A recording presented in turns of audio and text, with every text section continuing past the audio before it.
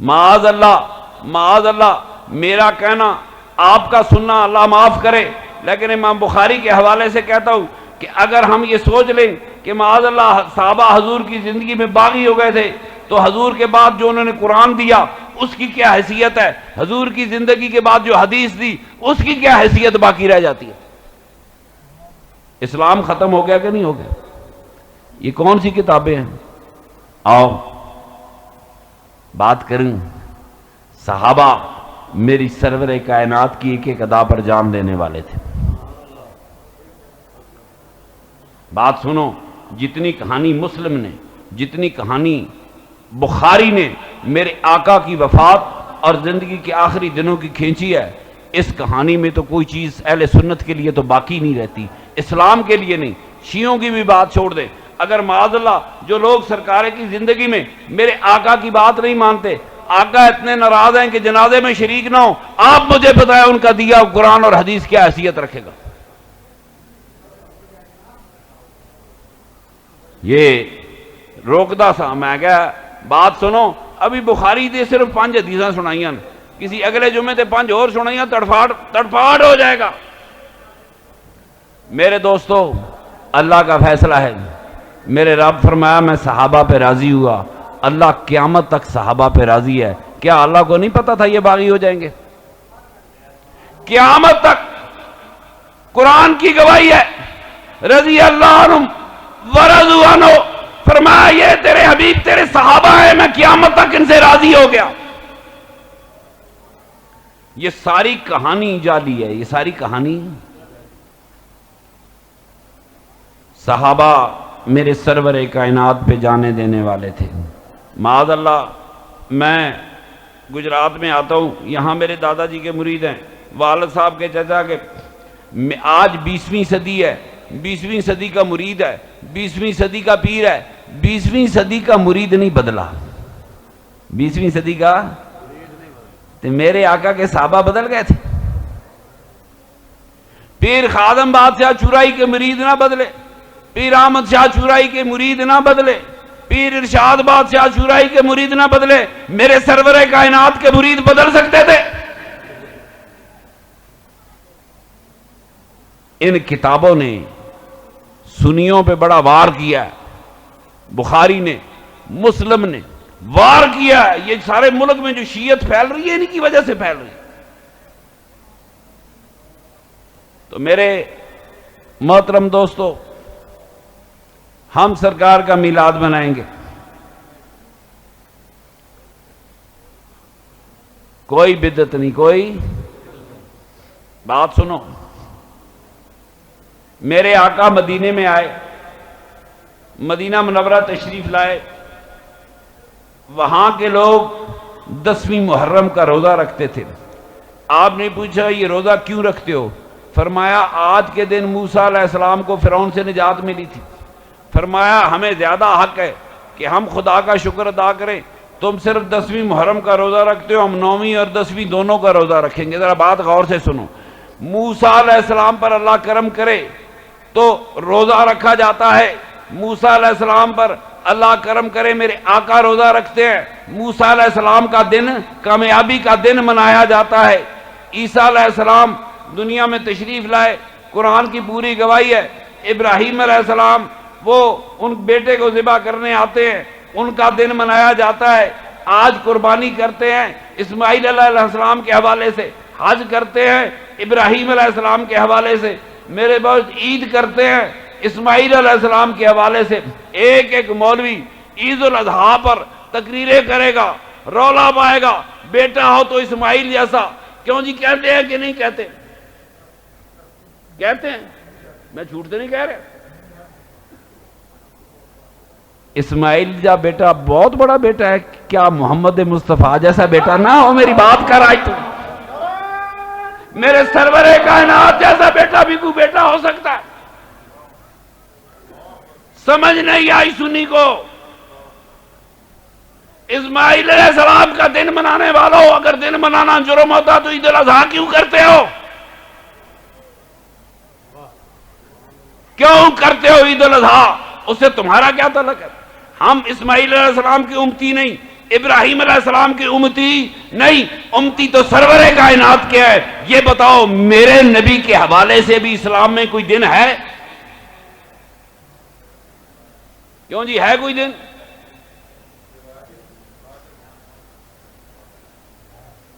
چاند ہے۔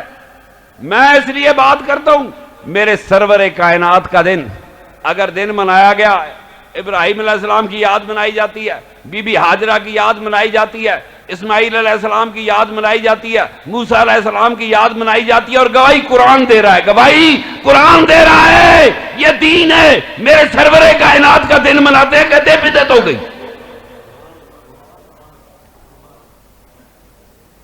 یا تو نبیوں کے دن منانے منع ہوتے۔ اللہ کریم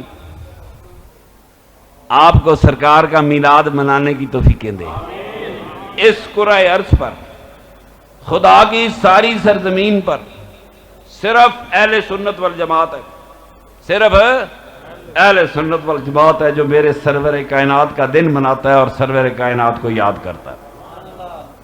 رولا پا دن یہ 9 ربیع الاول تھی، یہ 12 تھی، خوشی کا دن 18 تھی، اور تسی 18 ہی منا لو، ساڑا دل تا ٹھنڈا کرو، 22 منا لو، 5 منا لو، 9 منا لو، کیڑے مت نکالو، آؤ نبی سب کا نبی ہے۔ تم آؤ اپنے نبی کی پیدائش کی خوشی مناؤ، نبی پاک کے دنیا میں آنے کی خوشی مناؤ۔ دوستو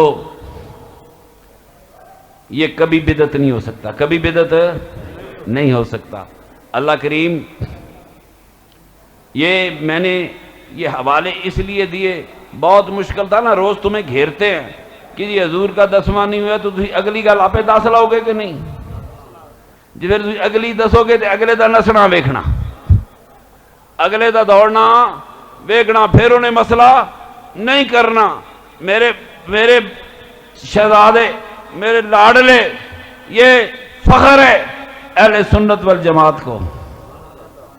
اس کرۂ ارض پر کوئی تقریباً 150 کروڑ مسلمان آباد ہے۔ کتنا؟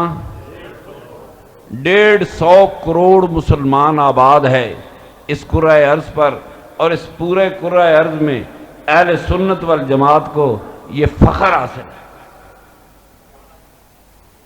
کہ وہ سرور کائنات کا میلاد مناتے ہیں۔ یہ کوئی بدعت کہانی نہیں۔ بدعت کہانی ہوتی میرے نبی پاک کے زمانے میں جمعے کی 1 اذان ہوتی تھی، آج کل 2 نہیں دیندے۔ کیوں؟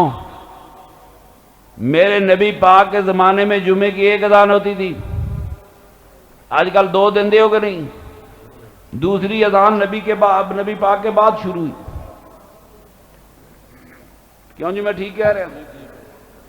جمعے دی تقریر تو چھوڑو، جمعے دی اذان دا فیصلہ کرو میرے ساتھ۔ یہ بھی بعد میں شروع ہوئی۔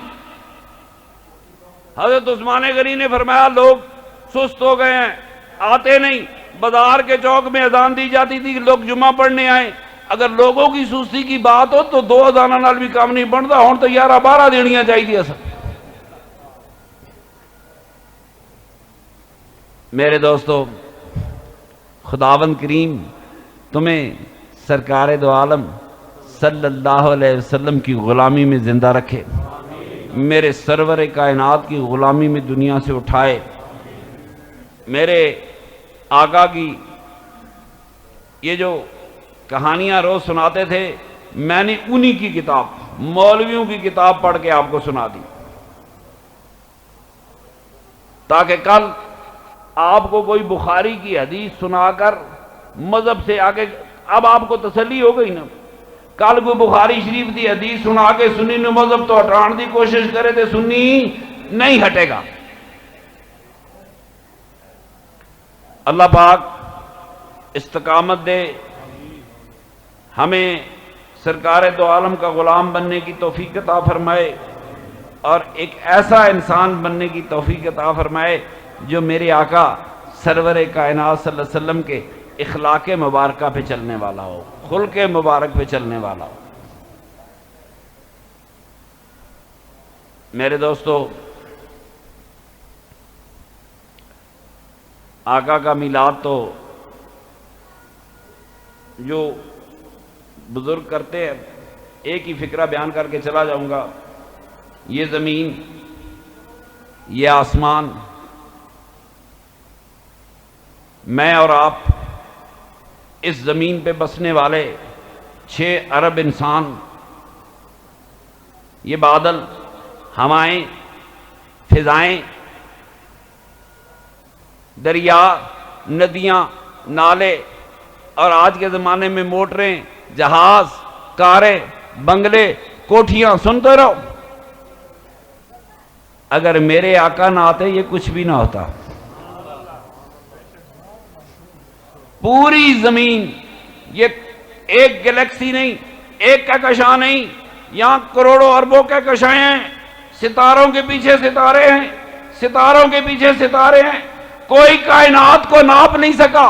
یہ ساری کائنات یہ اسی کا میلاد تھا جس کے لیے یہ کائنات بنائی گئی تھی۔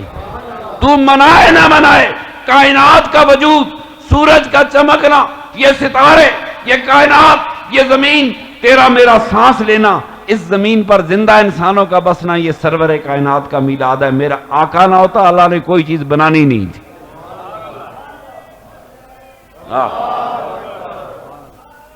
کا کیا آپ کو شک پڑتا ہے کہ یہ زمین نبی پاک کے لیے نہیں بنائی گئی؟ یہ آسمان نبی پاک کے لیے نہیں بنایا گیا؟ یہ کائنات کے اندر جتنی نعمتیں ہیں میرے سرور کائنات کے حوالے سے نہیں بنائی گئی؟ اگر شک ہے تو ایک حدیث پیش کرتا ہوں۔ یہ کائنات ہے کہ نہیں، اس کی کوئی حد نہیں، کوئی، یہ زمین بہت چھوٹی چیز ہے اللہ کی اس کائنات میں جس پہ ہم آباد ہیں، یہ بہت چھوٹی ہے، خدا کی کائنات بڑی عظیم ہے۔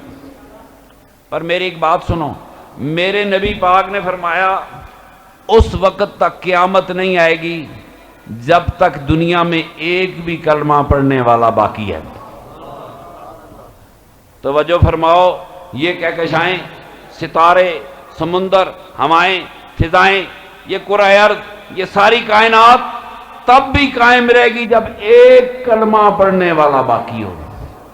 اگر ایک کلمہ پڑھنے والے کی میرے نبی پاک کے غلام ابن غلام ابن غلام ابن غلام ابن سینکڑوں نسلوں کا غلام کلمہ پڑھے، ایک کلمہ گو کھڑا ہو، قیامت نہیں آتی، کائنات تباہ نہیں ہوگی، تو تیرا کیا خیال ہے جو کلمہ گوؤں کا پیر و مرشد تھا، جو سرور کائنات تھا، جو نبیوں کا انبیاء ہے، کیا اس کی وجہ سے یہ کائنات پیدا نہیں ہوئی ہوگی؟